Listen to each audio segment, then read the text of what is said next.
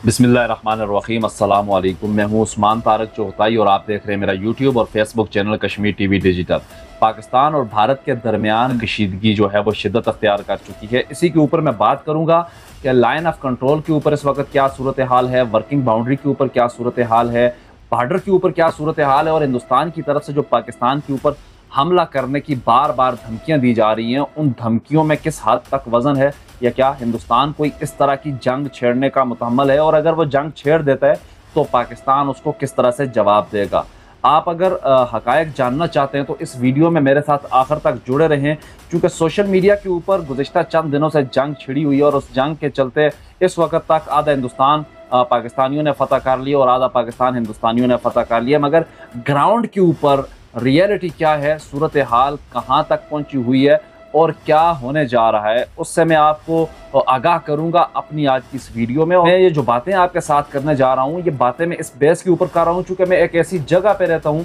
एक ऐसी जगह से आपको मैं अपडेट कर रहा हूँ जो पूरी तरह से वार जोन एरिया है। और माजी में जब कभी भी पाकिस्तान और हिंदुस्तान के दरमियान कशीदगी हुई तो इस जगह के अंदर सबसे ज़्यादा आवाम को भी सफ़र करना पड़ा और यहाँ पे सबसे ज़्यादा फायरिंग और गोलाबारी का जो है यहाँ पे देखने में आई। तो line of control Neelam valley sector से आपने नाम सुना होगा। माजी में 2016 की अगर बात की जाए, 2019 की बात की जाए, हिंदुस्तान की तरफ से जो फॉल्स फ्लैग ऑपरेशन किया गया, सर्जिकल स्ट्राइक की गई और जो पाकिस्तान की तरफ से उसको जवाब दिया गया, उनमें सबसे ज़्यादा अगर कोई जगह मुतासर हुई है तो वो नीलम वैली हुई है। और उससे कबल आप अगर 90s की दहाई में चले जाएँ तो नीलम वैली ही वो जगह थी जहाँ पर मुसलसल 13 साल तक मुसलसल भारतीय गोलाबारी रही और नीलम वैली के शहरियों ने जवानमर्दी के साथ उस गोलाबारी का सामना भी किया और अपनी हज़ारों की तादाद में जो है शोहदा के यहाँ से जनाजे भी उठाए। इस वक्त जो नीलम वैली की सूरत हाल है वो भी आपके साथ शेयर करूँगा और उसके साथ साथ जो सोशल मीडिया के ऊपर जंग के मुताल्लिक़ खबरें गर्दिश कर रही हैं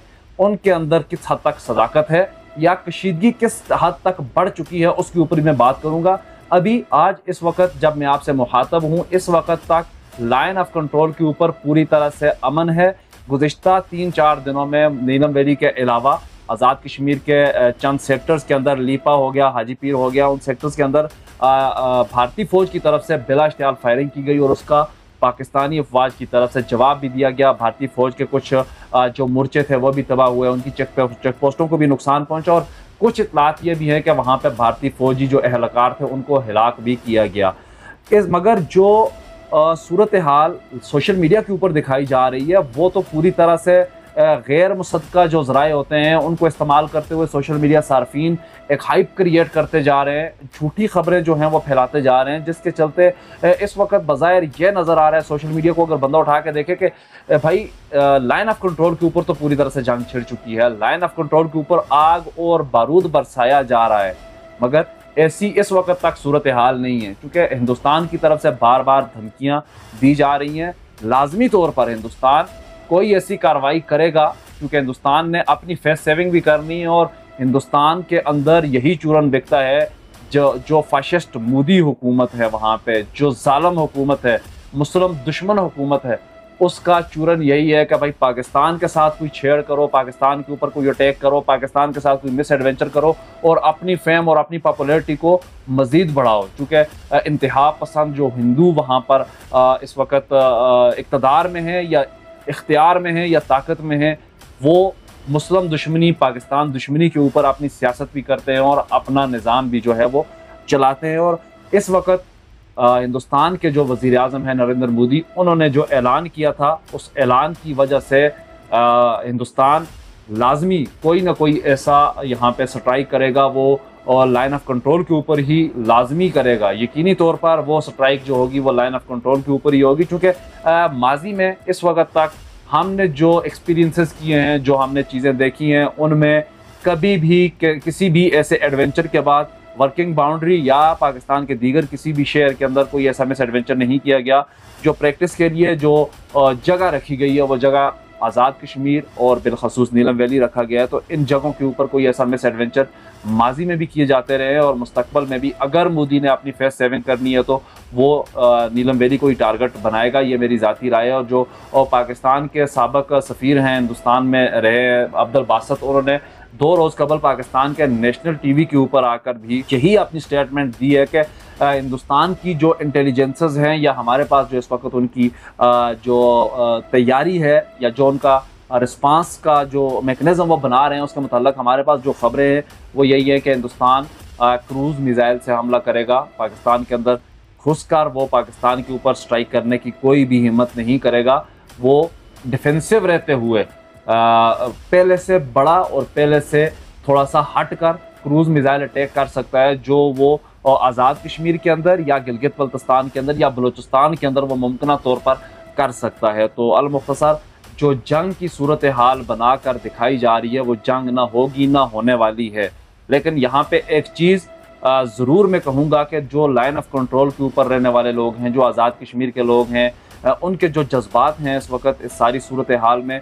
वो सिर्फ इस सूरत में जंग के मुतहम्मल हो सकते हैं या जंग को वो एक्सेप्ट कर सकते हैं, या जो ये जो कशीदगी है इस कशीदगी को वो एक्सेप्ट कर सकते हैं कि अगर पाकिस्तान की तरफ से भारत को न सिर्फ जवाब दिया जाए बल्कि भारतीय मकबूजा कश्मीर की तरफ पेशकदमी की जाए और भारतीय मकबूजा कश्मीर से काबज़ हिंदुस्तानी फ़ौज को अगर पीछे धकेलने की कोई बात की जाती है या कोई ऐसा मैकेनिज़्म बनाया जाता है, ऐसी कोई पॉलिसी बनाई जाती है, तो लाइन ऑफ कंट्रोल के ऊपर रहने वाले लोग और आज़ाद कश्मीर भर के लोग जो हैं वो अफवाज पाकिस्तान के साथ पेशकदमी करेंगे, अपनी जानों के नजराने भी देंगे और कश्मीर की आज़ादी के लिए अपना किरदार अदा करेंगे। बसूरत दीगर जिस तरह से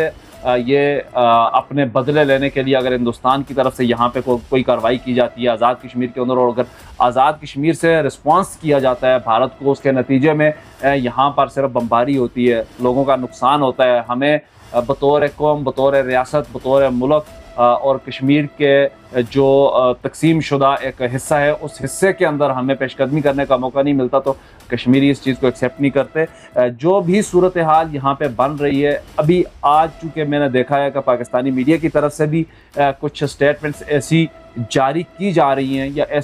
ऐसी पॉलिसी अपनाई जा रही है जिससे हमें ये अंदेशा ज़ाहिर हो रहा है कि आज से पहले जो हिंदुस्तान की तरफ से हिंदुस्तानी मीडिया जो हाइप क्रिएट कर रहा था, अब वो हाइप सिर्फ एक तरफा थी और अब पाकिस्तान की तरफ से भी कोई ऐसा माहौल बनाया जा रहा है या बनाया जाएगा जिसके चलते लाइन ऑफ कंट्रोल के ऊपर